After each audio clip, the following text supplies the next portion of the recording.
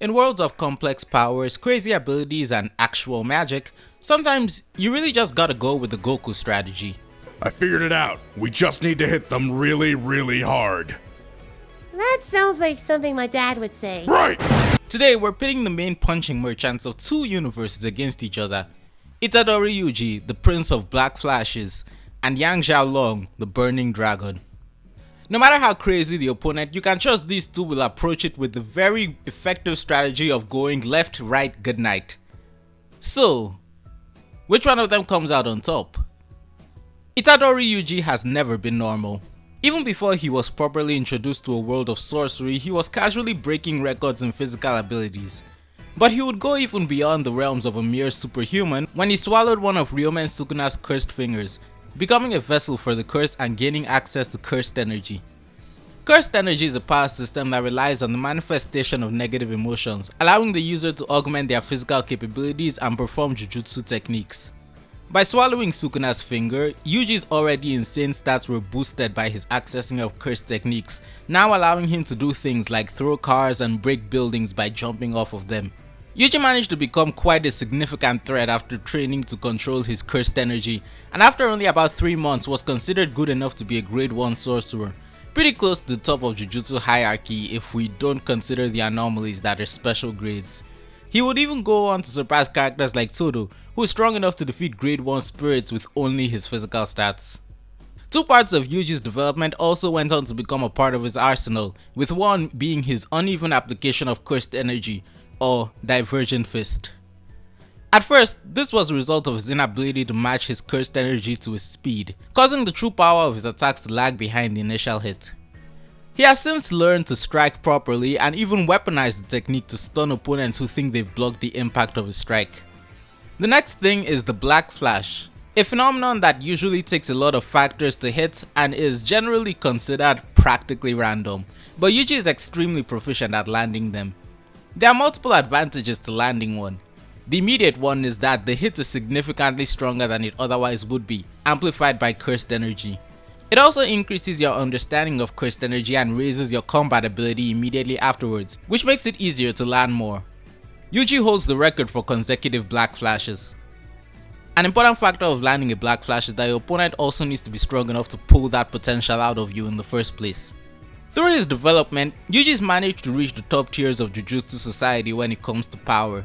He easily scales above a lot of the verse, putting him at multi-city block level, though if we take the maximum output feats of characters like Orame and Jogo into account, we can easily theorize that at maximum output of his own cursed energy, he enters town level in power. I should note that we're scaling Jogo's creation of his maximum meteor, not the impact it would have when falling. And with cursed energy reinforcement, Yuji's durability scales to his output, if not higher. In terms of speed, Yuji at least scales to Hakari, who is fast enough to react to lightning being shot at him, doing things like dodging it when it's aimed for his head or ejecting it from his body before it can destroy his brain. However, Yuji truly excels in taking hits, being able to tank attacks even greater than his own physical strength, and when he can't, he has insane endurance and regeneration, allowing him to keep going despite having his leg mangled, a hole punched in him, and even being shredded at the torso. He can do this thanks to his already insane abilities being enhanced by reverse curse technique. This is the ability to heal injuries by inverting the output of cursed energy into a positive healing one, though he hasn't fully mastered it by the end of the manga, but he can mitigate that lack of mastery using his blood. Despite his reputation as a punch-kick merchant, Yuji would go on to learn quite a few jujutsu techniques. After absorbing his cursed womb brothers, Yuji learned to use blood manipulation, allowing him to control his blood. However, due to a lack of experience with that, he can't use the more advanced applications like piercing blood on his own. He can also use Shrine, Sukuna's cutting technique that was engraved into his body when he ingested his curse. With it, he can use Cleave to cut anything, though to accomplish this he needs to make contact with it, and once again, due to his inexperience, his output is relatively low. Now, along with Cleave, Yuji can also use Dismantle, but his Dismantle is kind of a special case because of how he used it in the fight against Sukuna. Using a Binding Vow, he was able to increase its power by only targeting the bond between Sukuna and Megumi's souls. Now, the details of this vow are unknown, so it's hard to tell how it would be used against an opponent who is neither Sukuna nor bonding their soul to someone else. At the most negative interpretation, if his binding vow had a permanent effect, this attack won't ever have an effect on a soul that isn't bound to another the way Sukuna's was. At a more charitable interpretation, while it would be less powerful than his use against Sukuna, it should be able to be used on others. Honestly, we don't have enough information on what his dismantle looks like outside of fighting Sukuna. But he still got cleave, so he can still cut you regardless. Through learning barrier techniques, Yuji has also been able to reach the pinnacle of Jujutsu by learning how to use a domain expansion. This will not be relevant as Yang doesn't have cursed energy, so she won't be dragged into it. Now, people who've seen my previous scaling video might think this is an odd thing for me to do because I gave Ladybug and Chat Noir cursed energy, but I have a simple explanation. It's a one-sided advantage. In the last video, adding cursed energy to the miraculous duo allowed them to see cursed spirits and harm them in more ways than they normally could, but it also made them vulnerable to domain expansions, cursed techniques relying on cursed energy, and even being detected by their opponents. Against only Yuji, adding cursed energy to Yang would only be to Yuji's advantage, specifically in the case of domain expansions. Though don't worry, Yuji will know not to waste cursed energy performing it as he won't be able to sense any in her, and will probably assume she's like Maki. He will get very confused very quickly. But we're talking so much about Yang already, let's get to her. The world of Remnant is like our own with, well, admittedly a few differences. The continents are different, there are half animal people called the Faunos, the moon is broken... Oh, right. And the planet is infested with soulless creatures called Grimm with a predilection towards tracking down and killing humans and faunos. To combat these monsters, professional huntsmen and huntresses risk their lives in battle. But before that point, they need to learn how to fight. And so they become huntsmen and huntresses in training. And that's where we meet Yang Xiao Long. The daughter of a teacher at Signal Academy, most of Yang's life has been spent in training to become a huntress who could protect people from Grimm. Her fighting style is very reminiscent of boxing, and unlike her teammates, she gets up close and personal for some CQC. This is bolstered by her weapons, Ember Celica, a pair of dual-range short gauntlets. Usually appearing in the form of bracelets, they unfold into gauntlets that let her hit harder, with arm guards she can use for defense. And they are also guns. Using explosive dust, she can produce explosive kinetic energy and concussive blast that gives her hits more force and lets her attack from range. She can also use shotgun blasts to make her actual punches stronger. They're even designed to be reloaded and fired with punching motions, allowing her to use them with ease in combat.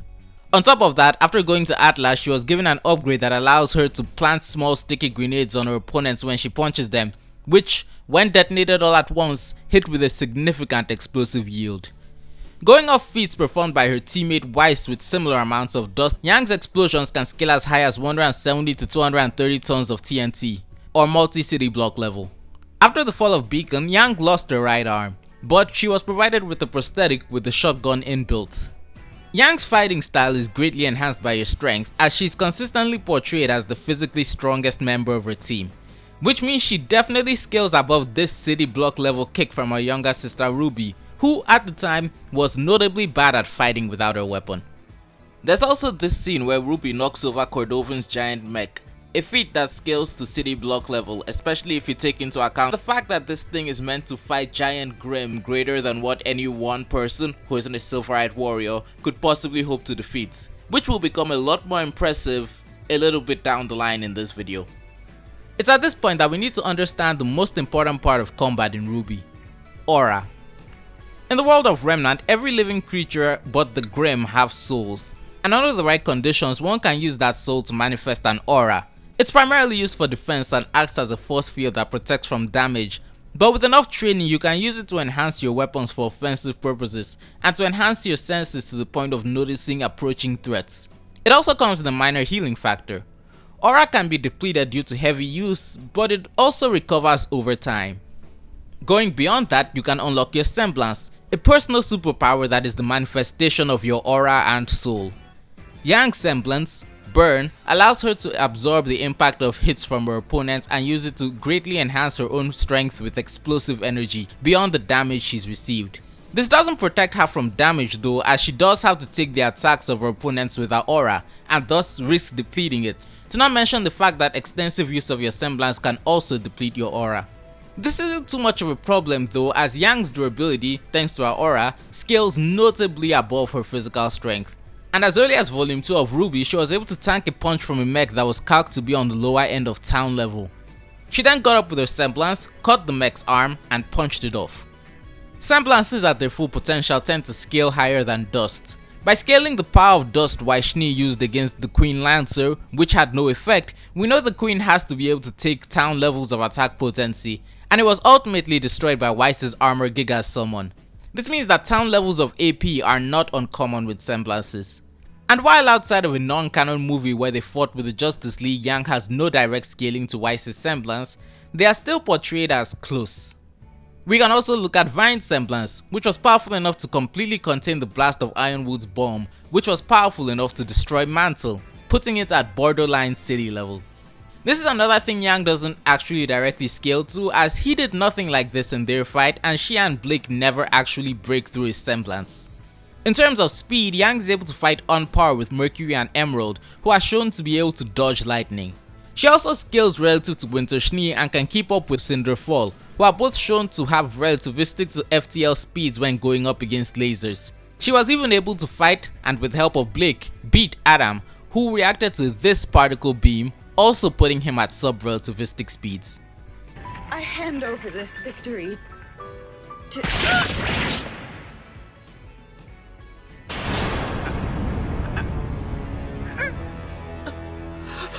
And now that we've analyzed both characters, I gotta say that this fight is actually a lot closer than you may expect.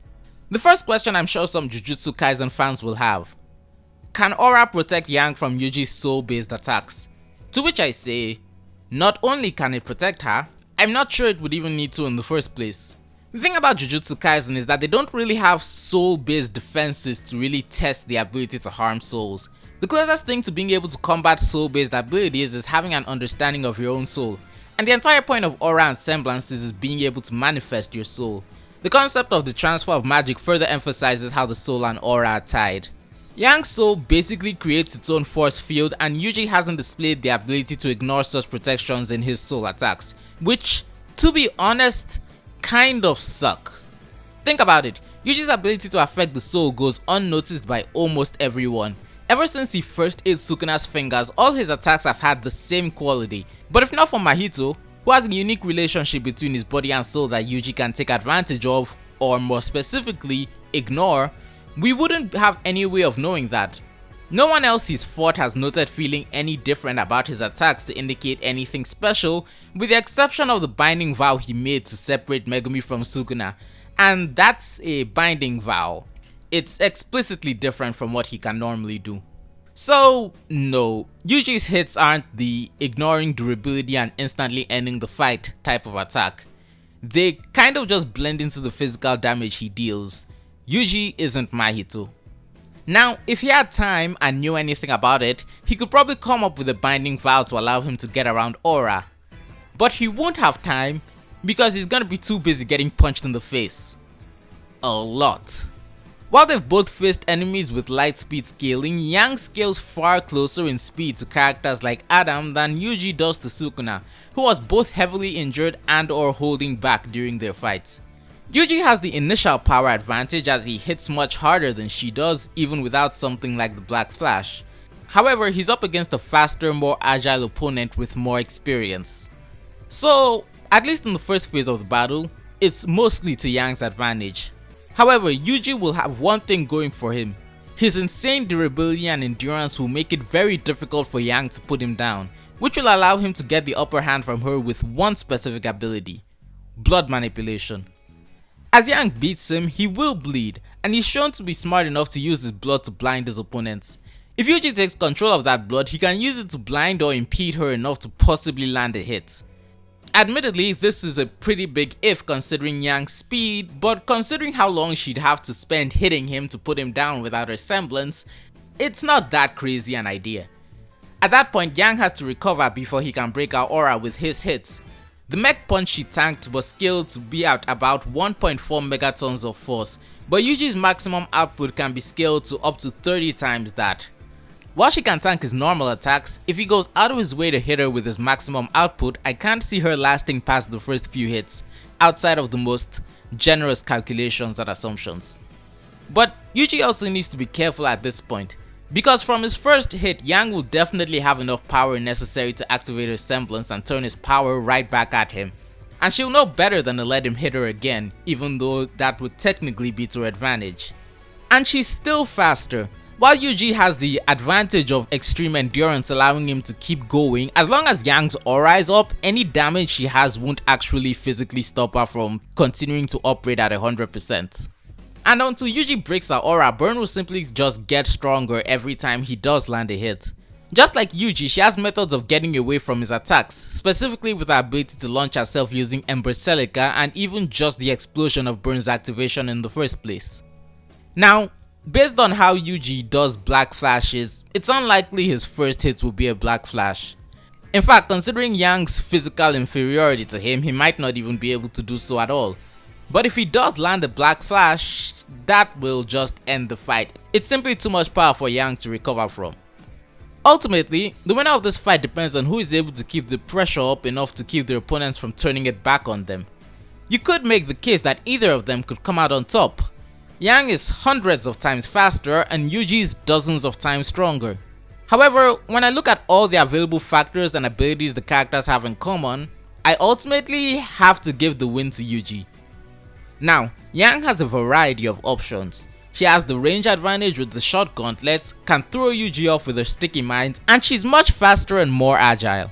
However, outside of her semblance, she simply lacks the AP to properly put him down. And even with that semblance, he's still stronger. With Yuji's insane durability, Burn is the only thing Yang has that can stop him, but that puts her up close and personal with him, which is where he's most comfortable. He also has the incredible healing of reversed curse technique to fall back on if she does much damage. And the thing is, Yang's semblance is reliant on getting hit, and getting hit by Yuji is no joke, especially if he does reach the point of executing a black flash. To build her power to the point of properly defeating him quickly, she's gonna have to take hits from him, and frankly, her aura will break first. And once her aura is broken, she loses access to her semblance and it basically becomes a game of trying to avoid him because his next hit will kill her and she will simply just not be strong enough to be a threat. Now, I can see the arguments that Yang could win.